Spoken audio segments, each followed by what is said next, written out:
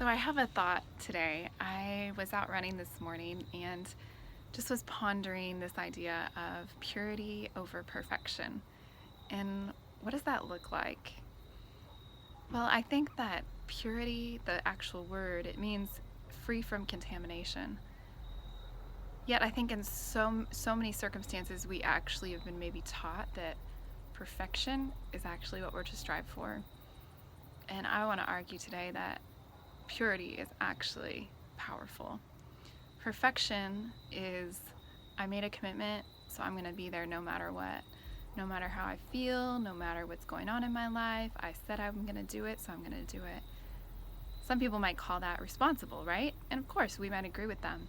But there's another piece. There's something about internal integrity.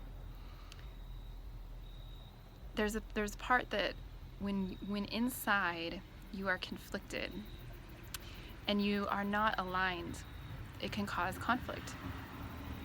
It can cause incongruence.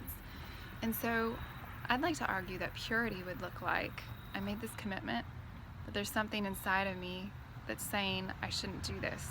There's something inside of me that's saying that I should apologize and say I'm so sorry, I overcommitted and I shouldn't have, but I do not feel like I can take on this commitment right now, even though I already said I could.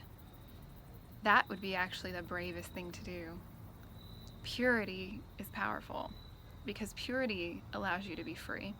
When we are striving it for perfection, usually we're striving to keep up an image, and that is absolutely exhausting. Another example might be you give a gift to someone.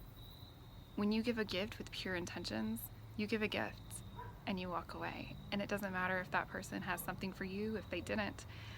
One easy way to determine if you're living from pure intentions, from pure integration inside, is do you feel resentment?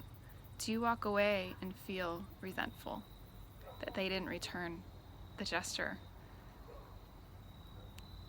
Purity requires that we dig deep, that we go to the core of who we are, that we live from the inside out, that we align ourselves from our mind, our will, and our emotions. It means that we don't allow anything to contaminate us. So understanding who you are, what you like, what you don't like, what is for you, what is not for you, like being able to say no, being able to not feel like because of any other influence that you have to do something that's outside of your internal alignment. It causes liberty, it causes freedom to say no, and freedom to live out from your core. Like I said, purity is powerful. Perfection is exhausting. What can you choose? How can you choose purity today? I'm sitting on my porch and lots of cars are driving by, and that was just a really noisy motorcycle.